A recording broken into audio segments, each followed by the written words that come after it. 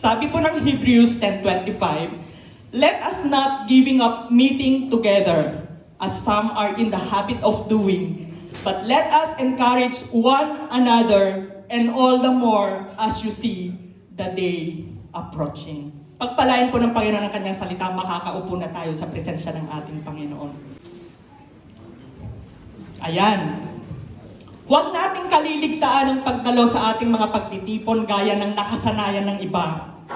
Sa halip, palakasin natin ang loob ng isa't isa, lalo na ngayong nakikita na nating malapit na ang araw ng Panginoon. Agree po ba tayo dito? We are living in the last days. Amen. So, ngayong araw po na ito, ang ating topic ay pinagagatan ko pong stay connected. Amen? Stay connected. Naniniwala po ako ng bawat isa sa atin, maliban lamang sa mga bata. Dala po ba natin ang ating mga cellphone? Amen? Alam ko po, hindi natin nakakalimutan na dalhin ang ating mga cellphone. At kung minsan katabi pa nga natin sa pagtulog. Di po ba? Alam ko po, dahil kahit ako, katabi ko itong pagtulog. O pakitingnan nga po ninyo kung nakalimutan ninyo ang inyong mga cellphone o nasa loob ng bag. Sa isang banda po, maraming salamat po sa panibagong teknolohiya. Amen? Dahil, kung hindi po dahil sa ating mga cellphone, ay yan po ang dahilan kung bakit sa layo at milya-milyang distansya natin sa ating mga mahal sa buhay, saan mang dako sa Pilipinas, we are stay connected sa kanila. Amen? Nakikita natin sila sa pamamagitan ng kapag tumawag ka sa Messenger, WhatsApp o ano paman. Nakikita natin sila. Pero hindi man sila natin mahawakan na kagaya nito, nagkikita-kita tayo physically. Pero salamat sa bagong teknolohiya na naimbento itong cellphone na ito. At yan nga po yung dahilan na kahit malayo po tayo, malayo tayo sa ating mga mahal sa buhay sa Pilipinas, we are stay connected sa pamamagitan ng mga modernong teknolohiya na ito. At sa isang banda po, sa isang pindot lang, bawat isa sa atin, sa isang pindot mo lang, konektado ka na kaagad sa bawat isa na gusto mong tawagan. Merong unlimited call at unlimited text pa yan.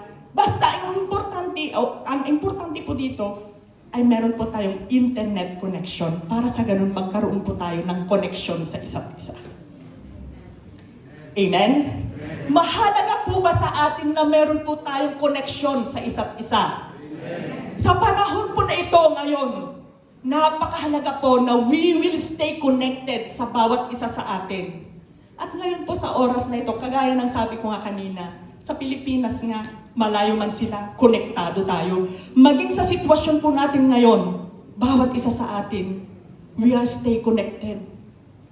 At ngayon po, ang tanong ko po sa bawat isa sa atin ngayon, kumusta po ba ang connection natin? Kumusta na ba ang connection mo, kapatid? Kumusta ba ang connection mo sa kapatiran natin? Kumusta ba yung connection mo sa present na sitwasyon ngayon? Kumusta yung connection mo sa Panginoon? Huwag niyo po akong tatanungin. Kung i-rate po natin ng 1 to 5 yung connection natin sa Panginoon, nasaan po tayo dito? Pero huwag po kayong sumagot. Kayo po ang nakakaalam kung kumusta po ba yung connection natin sa Panginoon. Di po ba kapag malakas ang signal, may nakalagay sa ating mga cellphone, sa ating screen, may 4G. Tama po ba? Pero kapag very poor po yung internet connection natin, may nakalagay na H lang. Ibig sabihin, pagka ganon, mahina ang signal, mahirap nating makausap, yung ating mga mahal sa buhay, mahirap tayong mag-connect. Kaya napaka-importante pala na meron tayong internet connection ngayon para mapadali, mapabilis yung connection natin sa isa't isa. At eto nga po ngayon, kumusta po yung connection natin? Kumusta po yung relasyon natin sa Panginoon? Tayo po ba ay konektado pa rin? Amen? Amen. Ito po ang kailangan natin ngayon. Huwag po tayong magdi-disconnect ng ating mga connection sa ating mga kapatiran at higit sa lahat sa ating Panginoong Jesus. Amen? Bakit po kailangan natin? Sino at bakit po natin kailangan mag-connect? Wala po ba tayong napapansin sa ating bagong ngayon? Nagle-level up na po, Amen?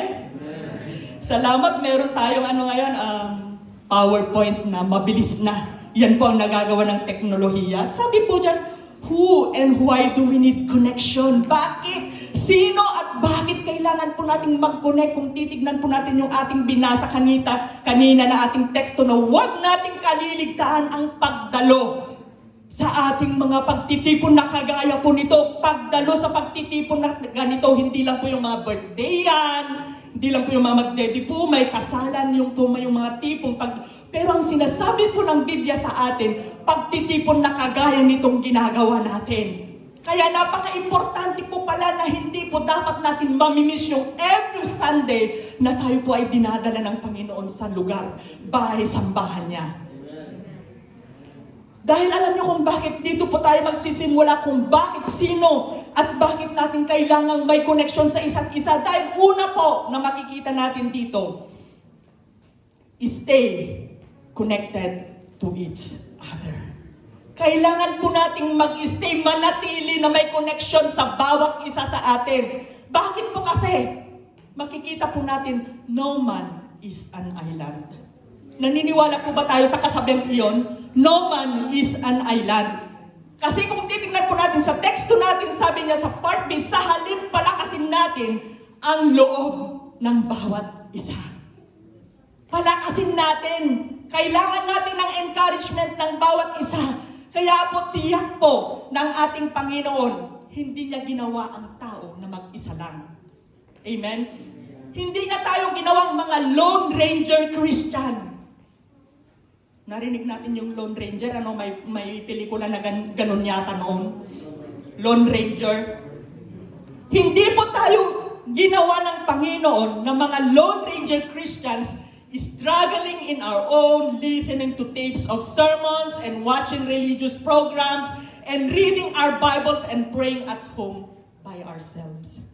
Hindi po tayo ginawa ng Panginoon na ganun tayo. Yung sarili na lang natin, dito na lang tayo, mananalangin na lang ako dito sa bahay, marami namang YouTube. Dito na lang sa bahay, huwag nang lumabas. Hindi tayo ganun. Hindi tayo kriniit ng Panginoon na tayo mag-isa. Instead, sabi nga, when God saved us, ang sinabi ng Panginoon nung tayo po ay iniligtas niya. Alam mo ba anak, may magandang plano ako sa buhay mo.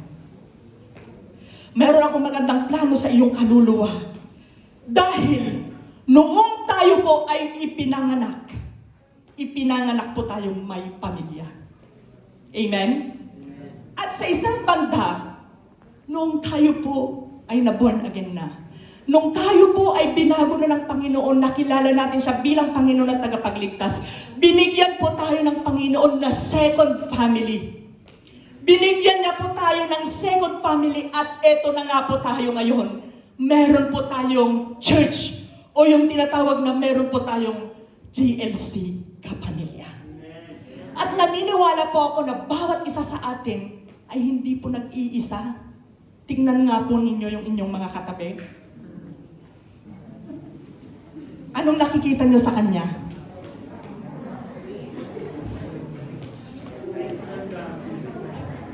Maganda at gwapo, di po ba?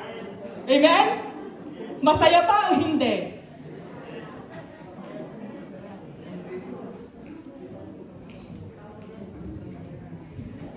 Ibig sabihin, nung tayo po ay pinanganak, naging born again po tayo, meron po tayong second family. At salamat na lamang po, meron tayong GLC Octavia Kapamilya. Palagpakan nga po natin ang Panginoon. Kaya ngayon, mga kapatid, sabihin ninyo, malayo ang pamilya ko, nasa Pilipinas sila, mag-isa lang ako ngayon. Nagkakamali ka.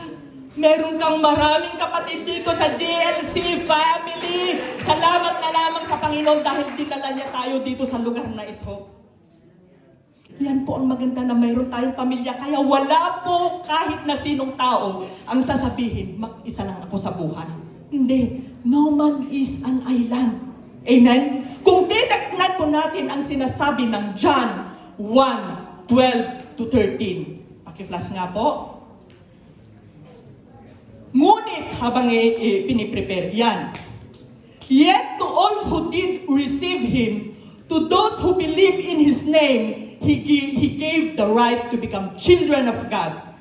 Sa Tagalog po sabi niya dito, ngunit ang lahat ng tumanggap at sumampalataya sa Kanya ay binigyan niya ng karapatang maging anak ng Diyos. Ibig sabihin, napabilang po tayo sa pamilya ng Diyos, sa pamilya ng GLC.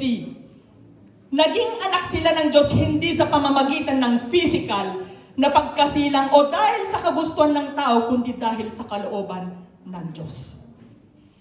Magkakapatid po tayo sa Panginoon. Bagamat pinalugon ko nga kayo kanina, hindi tayo magkakamukha. Malayo, di po ba? Pero iisa po yung Espiritu natin sa Panginoon kasi magkakapatid tayo sa Diyos. Yun po ang maganda. May iba't iba tayong ugali, pero bakit tayo nagkakasundo? Dahil yun ay pagmamahal ng Diyos sa atin. Na kahit wala po tayo yung mga immediate na family natin, pero meron tayong pamilya na sure yung kanilang pagmamahal sa atin. Nararamdaman kasi natin yun eh. Amen? Kahit hindi mo yan kadugo.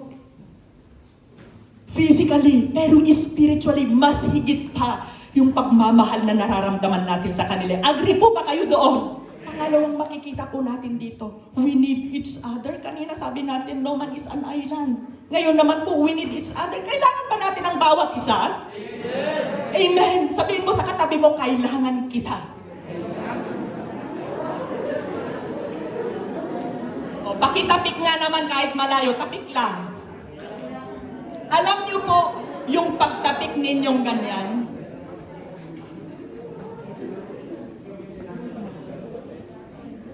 yung sense of touch na sabi nga.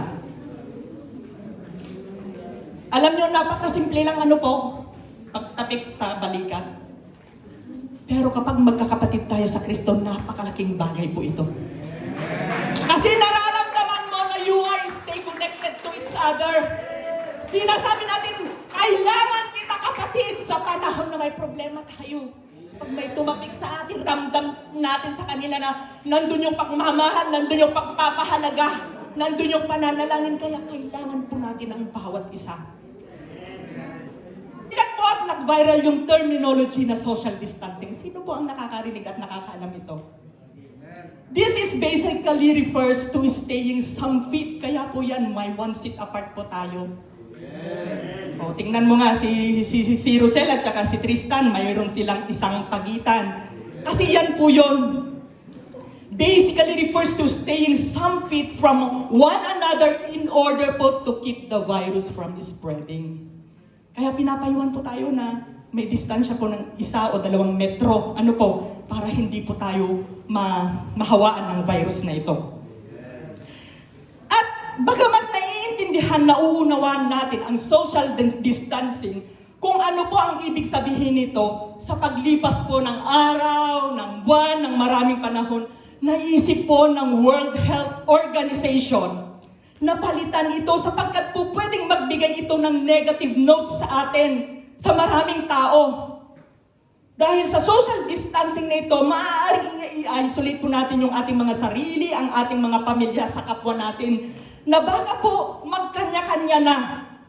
Yung ibig sabihin, wala nang pakialaman sa isa't isa. So meron pong danger na ganon. Kaya po, nag-decide po ang World Health Organization na palitan po itong terminology na ito. Kaya po, from social distancing, pinapayuhan po tayo na dapat ang gamitin po natin ay physical distancing. Para sa ganon, ang maapektuhan lamang po sa ating distancing na ito ay yung physical na aspeto lamang. At hindi po pansamantala, physical aspeto lang yung maapektuhan sa atin. Huwag naman po sanang maapektuhan sa atin yung ating emosyon, intellectual, yung social natin, at higit sa lahat, yung spiritual na buhay. Alam niyo po kung bakit? Ginawa po tayo ng Panginoon na mga social being, mga human being. Kailangan po natin makihalubilo, kailangan po natin makipag-fellowship. Kaya po ngayon, Sinabi po ng World Health Organization na hindi na po social distancing dapat yung gagamitin natin. Kasi pag social distancing, ina-isolate na natin yung sarili natin na hindi na tayo pwedeng makihalubilo, hindi na tayo pwedeng fellowship sa isa't isa. Kasi social distancing eh. Pero sabi nga sa atin na social distancing tayo, mga human being tayo, kailangan natin ang isa't isa na ito po yung pinag-aaralan natin. We need each other. Na dapat sa panahon na ito, yung physical lamang po dapat ang maapektuhan sa atin. Amen? Kagaya niyan. Malayo po tayo sa isa't isa. 1 meter o 2 meters po yung layo natin para nga po hindi ma-spread yung virus na ito. Pero ganun pa man po, ini-encourage tayo na tayo po ay i-separate natin yung sarili natin, pero we will stay connected pa rin. Meron pa rin po tayong connection sa isa't isa. Physically, kagaya niyan, mayroong mga nagpositibo. Physically, wala sila, hindi sila present kasi nga hindi sila pwedeng pumunta sa lugar nito. Pero hindi ibig sabihin, yung pakikisalamuhan nila, yung fellowship ay tapos na. Hindi po, kaya maraming salamat sa social media na ginawan po ng paraan. Kagaya po niyan, wala man sila physically, pero kasama natin sila. Salamat sa mga Zoomers na kasama natin ngayong araw nito. Milya-milya man yung distansya nila. Pero sa pamamagitan ng mga internet connection, nakakasama natin sila. Yun po ang maganda na may connection po tayo. Malayo man, malapit din. Patuloy pa rin nagko-connect ang puso ng bawat isa sa atin. Amen? Kaya nga po, ang susi dito ay hindi mawala higit ang pagmamahal sa ating puso dahil ang nagbibigay sa atin together. Ito yung nagbabayad kasi yung pagmamahal. Kung wala pong pagmamahal sa ating mga puso, palagay ninyo, may connection pa tayo sa bawat isa? Kung tutusin, may mga ugali tayong hindi magaganda. Lahat tayo, may mga depekto tayo. Pero dahil iisa tayo, may connection tayo sa Panginoon, ang nagbabind together sa atin is yung pagmamahal na nanggagaling sa Panginoong Jesus. Kung wala kang pagmamahal, hindi mo kayang mahalin yung taong hindi ka ibig-ibig. Di po ba? Maraming nakakasakit sa atin. Pero salamat na lamang sa Panginoon, may Kristo tayo na nagbibigay ng pag-ibig sa atin. At dahil sa pag-ibig ni Kristo, kaya nating mahalin yung ugali, yung mga pangit na ugali na nakikita natin sa ating mga kapwa. Dahil sa pag-ibig ng Diyos eh. Kung ang Diyos nga gaano man karuni, gaano man kalala yung nagawa nating kasalanan sa Kanya, hindi yung kasalanan natin ang nakita ng Panginoon, kundi yung pag-ibig niya sa atin dahil nais niya na magkaroon tayo ng buhay na walang hanggan. Salamat po sa Diyos. Kaya po yun, alalahanin po natin lagi na tayo po ay dapat yung physical lamang yung apektado sa atin. Amen? Sinulatan po niya si Philemon at ang sabi po niya sa Philemon 1 verses 4 to 5. Lagi akong nagpapasalamat sa Diyos. Kung titingnan po kasi natin yung English niya, I always thank my God as I remember you in my prayers. Ganun po tayo. Tingnan ninyo mga kapatid. May mga ilan tayong hindi sila natin kasama ngayong oras na ito. Dahil sila po ay naapektuhan ng virus na ito. Pero ano po ang ginagawa natin? Sabi ni Philemon, I always thank my God as I remember you in my prayer. Ganon din po tayo yung mga kapatid natin na wala kasama po lagi sa ating mga panalangin. Nangangailangan sila ng panalangin at heto po tayo ngayon. Binabakuran po natin ang bawat isa ng matinding panalangin. Akala po ba natin, nakaupo tayo dito, akala po ba ninyo hindi kayo kasama sa panalangin? Every Tuesday yun po ang ginagawa. Every day meron po tayong prayer warrior. Bawat isa pong miyembro, maliit, pinakamaliit at pinakamatanda sa iglesia, kasama po lagi yan sa panalangin. Yun ang nais ng Panginoon, kaya salamat na lamang at meron palang nananalangin sa atin. Huwag po natin sasabihin, mag-isa lang naman ako eh. Pero hindi kapatid. Minamahal ka namin. Amen? Sabihin nga natin sa ating mga kapatid, I love you with the love of the Lord. Pangalawa po nating makikita. Kanina, stay connected to each other. Kaya simulan na po natin ngayon. Nakausapin, kumustahin. Di ba sabi ko nga dati, yung kumusta na salita, napakaliit pong salita, napakaigsing salita.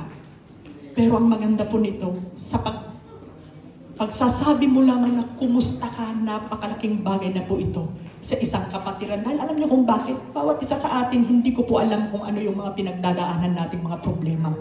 Pinagdadaanan nating mga trials, may mga sakit tayo o ano pa man.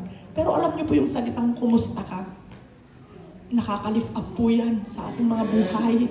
Kasi ibig sabihin yung pangungumusta mo, concern, may kasamang prayer at higit sa lahat, pagmamahal sa isang kapatiran.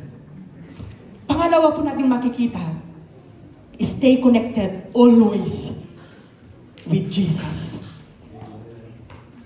Stay connected always with Jesus. Kasi doon sa ating teksto, sabi niya doon, nakikita nating malapit na ang araw ng Panginoon. Nakikita na natin na tayo po ay nabubuhay na sa mga huling sandali ng ating buhay. Nasa panahon na po tayo ng end times.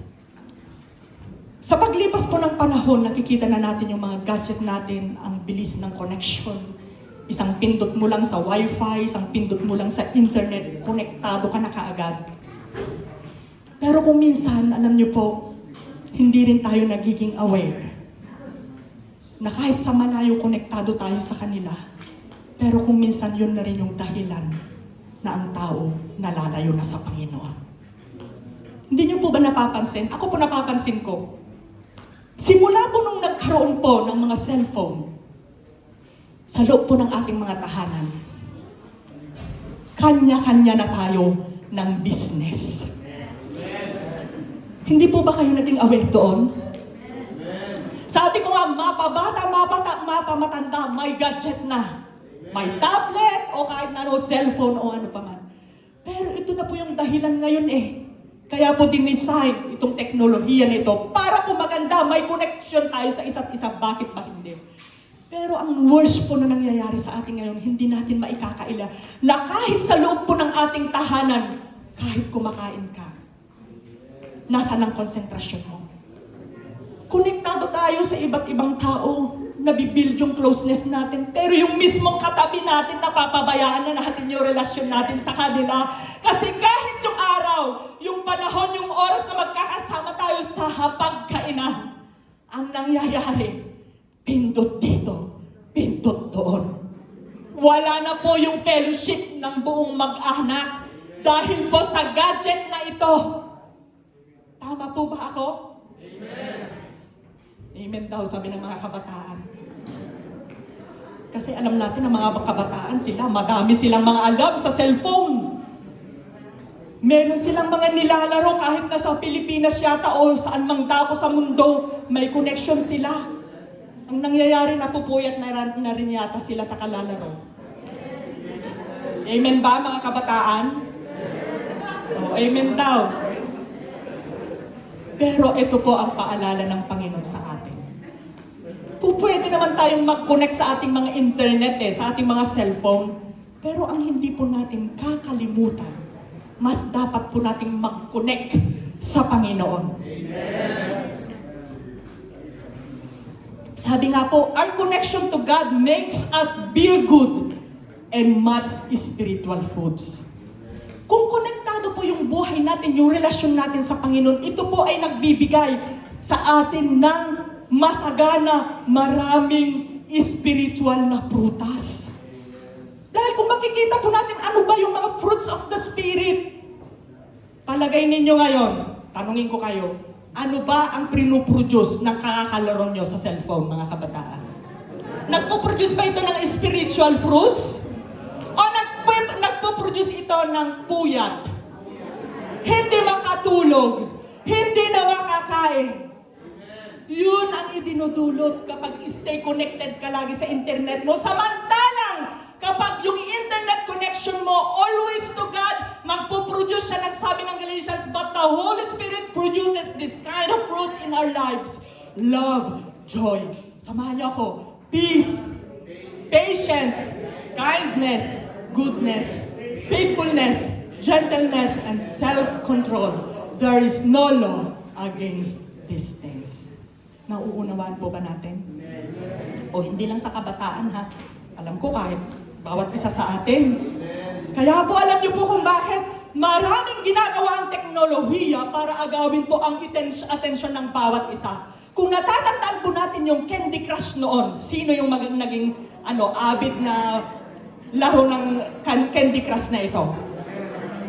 Ayan, ang dami. Alam niyo kung bakit? Nakakatuwa ka naman, nakatutok ka sa cellphone mo. Pagkatapos ng isang level, aakyat ka na ulit sa level. Hanggang sa anong level, hindi na natapos-tapos yan.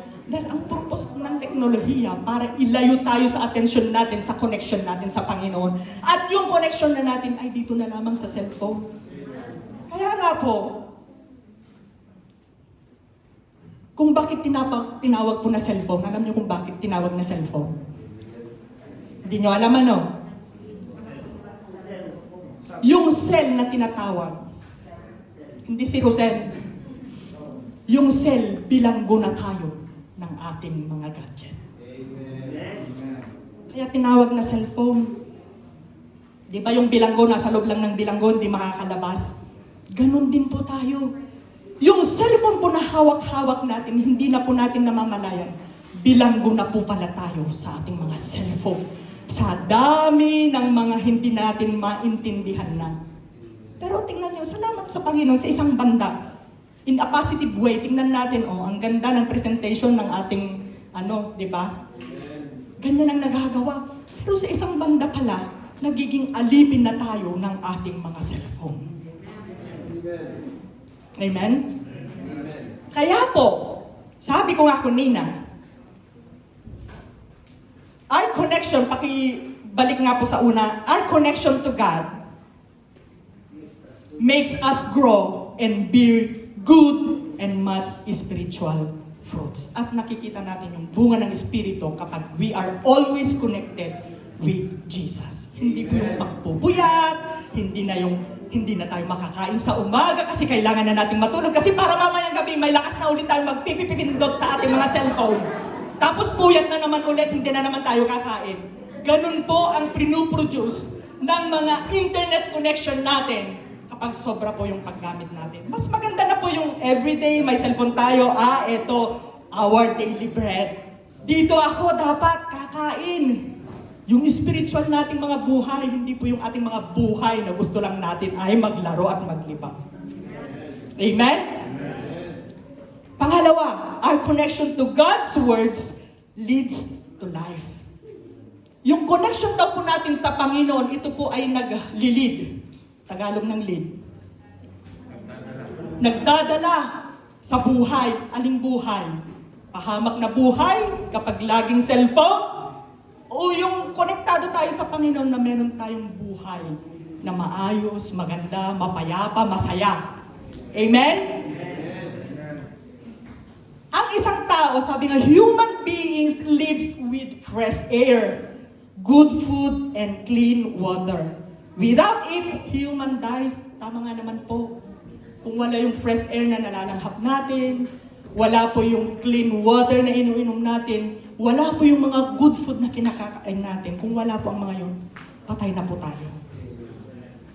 Pero sinasabi po dito na people used to eat 3 times a day. Umaga, tanghali, hapunan. May extra meal pa. Merienda sa umaga, merienda sa hapon, extra sa bago pa maggabi, at saka may extra pa, hindi lang pala 6 meals, 7 meals a day. But God said, man shall not live by bread alone, but by every word that proceeded from the mouth of God. Hindi ko na po ito sa Matthew 4:4. So, ibig sabihin, hindi lang po, ang mas mahalaga pa pala, yung ating buhay spiritual kaysa yung buhay natin ngayon. Kaya mas mahalaga po dapat na, eto nga, natatakot na tayo. Kayo po ba natatakot na hindi kumain sa isang araw? Ilang beses po ba kayo kumakain sa isang araw? Sa katotohanan lamang po. 7 meals ba? 2 lang? O yung mga nagda-diet, takot silang kumain. Kasi takot silang lumusog. Pero tayo na nagtatrabaho, ilang beses kumain sa isang araw. Amen? O sabihin natin 3 times na lang. O kaya, yun, 4. May kasama ng merienda yun. Pero ang sabi ng Matthew 4:4, mas higit pala na mas mahalaga yung tinapay o yung salita ng Panginoon na mas higit na kailangan natin. Natatakot kasi tayong magutom, pero mas dapat takot tayong magutom sa salita ng Panginoon. Kasi alam niyo kung bakit? Kung hindi tayo puno ng salita ng ating Panginoon, paano po yung magiging buhay natin? Nasa panahon na po tayo ngayon na last days na tayo. Kung hindi natin alam yung salita ng Panginoon, baka isang araw wag naman po, maiwan na tayo. Pero salamat na lamang sa Panginoon na lagi tayong nakakarinig ng salita ng ating Panginoon. Pangatlo po, our connection to God's plans lead us to clear vision of eternal inheritance. Ulitin ko po, our connection to God's plans lead us to clear vision of eternal inheritance. Bakit po kasi? God has the best interest in your heart and has given you a divine God's plan. Alam niyo po, sa internet po, sa cellphone, may tinatawag na GPS. Ano po? Meron po ba? Pero sa Panginoon, may GPS din pala. Ano po kayang ibig sabihin ng GPS na yon sa Panginoon? God's plan of salvation. May plano po ang Panginoon sa ating mga kaligtasan, kaya salamat po sa Panginoon na tayo po tinawag niya sa ating mga pangalan. Nagkaroon po ng kaligtasan yung ating mga buhay. At ano pa? Meron tayong Google Map. Sa ating mga cellphone, i-google mo lang yung map, dadalhin ka sa lugar na yon. Pero ang salita ng Panginoon pala, meron ding tinatawag na Google Map at ito po yung Bible. Amen. Ano po bang ibig sabihin ng Bible? Basic instruction before leaving earth. Basic instruction kasi yung salita ng Panginoon, ini-instruct na tayo na dapat yung buhay natin ay nasa Panginoon bago natin lisanin ang lugar na ito. Itong mundong kinagalawan natin. At ano pa? Also, Bible, basic information before living eternal life. Nakikita po natin dito na tinuturoan tayo, ano ba ang meron sa eternal life? Wala ng sakit, wala ng paghihirap, wala ng problema, all joy na sa langit na bayan. Na ito po yung nais ng Diyos sa bawat isa sa atin. Our connection to God's plan lead us to clear vision of eternal inheritance. Dahil hindi po lahat ng tao papasok po sa langit. Yun po yung pinag-aaralan sa Bible study. Hindi pala lahat ng tao ay makakapasok sa langit. Amen? Akala kasi ng tao kapag gumawa ka ng maganda, wala ka namang inagrabyado, wala naman akong naging kasalanan eh. Pag namatay sa langit na ang punta. Hindi po yun ang tinuturo ng Bible sa atin, kundi magkaroon tayo ng personal na relasyon sa Panginoon. At yun po ang mahalaga sa ating mga buhay. Yun yung passes natin, yung tanggapin natin ang Panginoon bilang Panginoon at tagapagligtas ng buhay natin dahil ang kanyang sinasabi sa John 3:16. Magkakaroon tayo ng buhay na walang hanggan sa pamamagitan ng pag-accept natin sa Panginoon bilang Panginoon at tagapagligtas natin.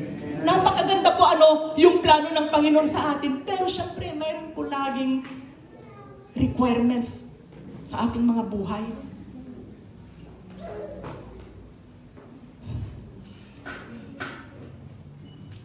Ang sabi po ng 1 Peter 1:4, at ito na po yung panghuli. Praise be to God and Father of our Lord Jesus Christ. In His great mercy, He has given us new birth into a living hope through the resurrection of Christ, Jesus Christ from the dead, and into an inheritance that can never perish, spoil, or fade. This inheritance is kept in heaven for you. Mas maganda po kasi sa Tagalog eh. Sabi po niya dito, sa verse 4 ko na lang po inano, ito ang nagbibigay sa atin ng malaking pag-asa, na may nakahandang mana ang Diyos para sa atin. Ang manang ito'y nasa langit, hindi pa man natin nakikita, ano po? Walang kapintasan, hindi nasisira, at hindi kumukupas. Dito sa lupa, walang forever. Pagkatapos ng buhay natin dito, wala na. Pero sa langit, merong tinatawag na pangwalang hanggang buhay na kasama natin ang ating Panginoon. Wala nang mamamatay doon, wala nang maghihirap, lahat masaya, wala nang problema, wala nang tatanda doon. Kaya hindi na natin kailangan ng mga facelift, ng kung ano pa mang mga gadget. Kasi magaganda na tayo eh. Amen? Agree po ba kayo? Kapag nasa Panginoon, laging bumabata at bumabata at bumabata. Kasi ganun po eh. Sa pangahuli po, sa aking closing, nakikita po ba ninyo yon? Ang sabi doon, stay connected. Salamat po kay GN kasi siya po yung nag-effort sa akin. Amen. Talagang nile-level up po ng Panginoon yung ating mga talent. Kaya paggamit mo yan sa Panginoon yung talent na yan. Sabi ko, Mama, kasi sabi niya masyado daw maluwang yung space. Kaya sabi ko, maglagay ka ng kwalkosa. Ayan, ginawa po niya yan. Stay connected. Ang sabi po, God has no phone, but I talk to Him. Wala siyang cellphone, pero naririnig natin narinig tayo ng Panginoon kapag nakikipag-usap tayo sa Kanya. Amen? He doesn't have Facebook. Wala nga namang Facebook ang Panginoon, di ba? But He is still my friend. I'm a friend of God. Di ba? I am a friend of God. He called me friend. Friend natin ang Panginoon. Iwanan ka man ng kaibigan mo, pero may nag-iisang Diyos na kaibigan mo tunay at tapat. He doesn't have snapshot. Sabi ko, Jen, paano ba yung snapshot? Naku, nung sinerch na ganun pala yung snapshot, tingnan nyo nga naman kapag hindi ka masyadong updated sa cellphone na yun. Sabi ko, yun palang logo ng snapshot. He doesn't have a snapshot, but He knows my story. O, kayo ba alam niyo ang story ko? O, di ba? Hindi. Pero si Jesus, alam na alam niya yung pasimula ng buhay natin. Amen? Alam na alam niya yung detalye. Alam na alam niya yung istorya ng ating mga buhay. Alam niya yung mga pinagdadaanan mo. Alam niya yung sakit mo. Alam niya yung matinding problema mo. Napakaganda nga yung inawit natin kanina. Walang imposible sa Diyos. Kasi may snapshot ang Diyos sa ating mga buhay. Alam niya yung story natin. Amen? Kaya huwag kayong mag-alala mga kabataan. Alam ng Diyos yung love story ninyo. At alam din ng Diyos kung kailan niya ibibigay yung perfect sa inyong mga buhay. He doesn't have Instagram, but still, I follow Him. Wala mang Instagram ang Panginoon, pero nasusubaybayan natin ang Panginoon. Saan? Sa pamamagitan ng pagbabasa natin ng Kanyang salita. At ang sabi po ng John 10:27, hindi ko masyadong mabasa. Lalapit lang po ako. The sheep that belong to me, listen to my voice. I know them, and they follow me. Sino po ba yung mga sheep dito? Tayo po yun. At tayo daw po, yung sheep ng Panginoon. At kapag yung sheep po, yung shepherd, dilala tayo sa isang lugar, tayo mga sheep niya, alam natin, naririnig natin, pina-follow natin, sumusunod tayo sa voice, sa tinig ng ating Panginoon. I know them, sabi nga ng Panginoon, kilala tayo ng Panginoon, and they follow me. Sabi nga kanina, kung kilala natin yung Diyos na pinaglilingkuran natin, lahat ng bagay, walang imposible sa Kanya. Kaya po sa oras na ito, mahalaga sa ating mga buhay na we will stay always connected sa bawat isa sa atin. Ano man ang mangyari, mga kapatid, kasi baka bukas makalawa, di na tayo magkita-kita kasi dadating na ang Panginoon.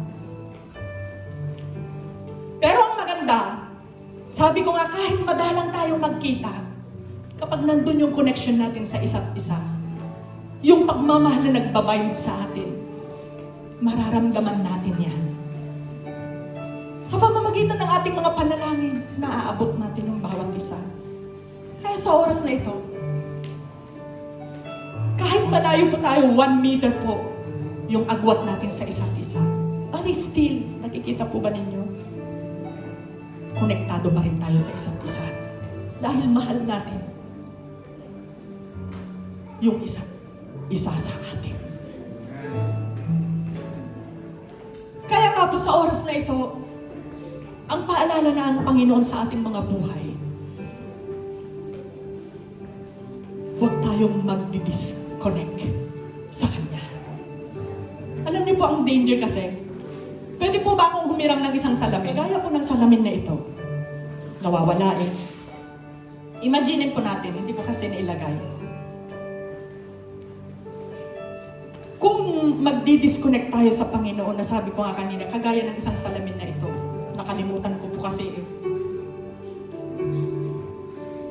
Ang nangyayari po sa atin kapag disconnect na tayo sa Panginoon, kagaya ng isang salamin na ito,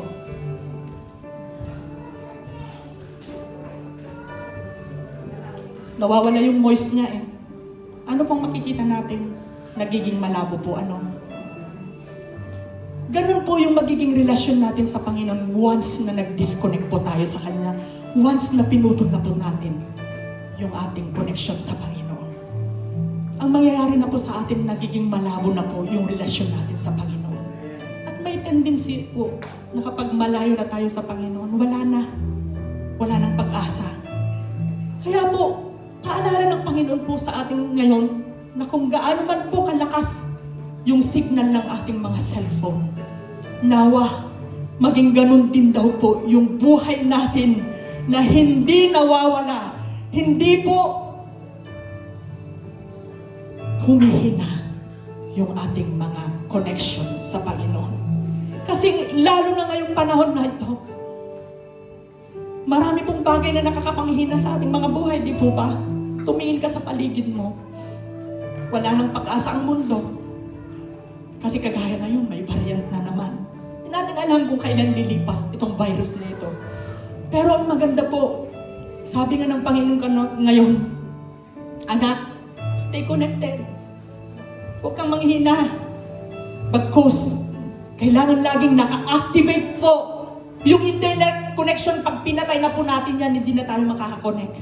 Hindi natin makikita kung ano yung mangyayari sa ating kalapaligiran. Pero, kapag laging naka-activate po yung ating mga internet connection sa Panginoon, una at higit sa lahat, yung ating mga panalangin. Alam niyo pong mangyayari sa ating mga buhay. Kagaya po ng tubig na mainit.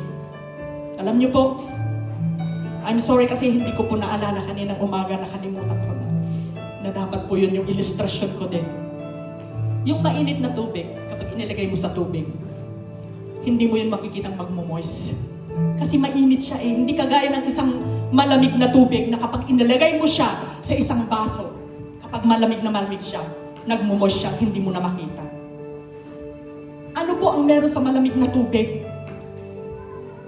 Kapag summer po, masarap siyang inumin, di ba? Thirst quenching, sabi nga eh.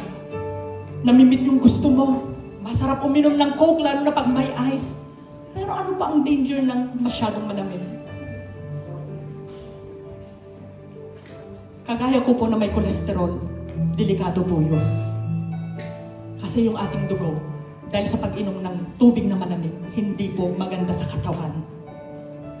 Samantalang, pinapayuhan tayo, lalo na ngayon, uminom lagi daw tayo ng mainit na tubig. Kasi kapag uminom tayo ng mainit na tubig, ang tendency po ng katawan natin, yung mga fats na naiipon, nasosolye yan.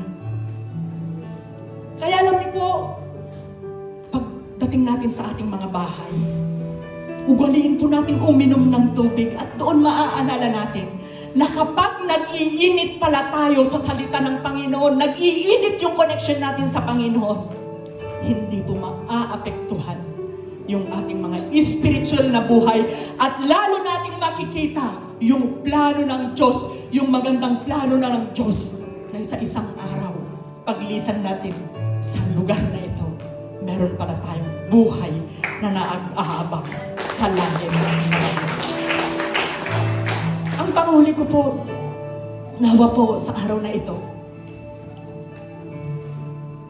kung gaano natin pinapahalagaan yung ating mga cellphone, yung ating mga connection, mas higit po dapat na hindi mapuputol, manghihina yung signal ng ating mga spiritual na buhay. Sa oras na ito, tumayo po tayong lahat. Alam niyo po, ang tao, ang kailangan lang po natin ngayon ay magkaroon tayo ng magandang relasyon sa Panginoon. Yung lalong magiging malapit lalo tayo sa Panginoon sa panahon na ito. Kasi kapag nanghihina ka, kapatid, baka dumating ang Panginoon, hindi na tayo makakasama. Pero kapag nandun po lagi, konektado lagi tayo, yung spiritual na buhay natin nakatune in lagi sa Panginoon, hindi tayo mawawala sa Panginoon. Ito ang kailangan natin ngayon. Lord, sabi nga, draw me close to you. You are my desire. And no one else will do. Hallelujah. Naging panalangin po sana natin itong awit na ito. No one else will do. There's nothing else to take your place. Feel the warmth of your embrace. So help me find the way, O God. Help me find the way. So bring me back to you. Sabihin natin ngayong oras na ito, you're all I want, Panginoon. You're all I want.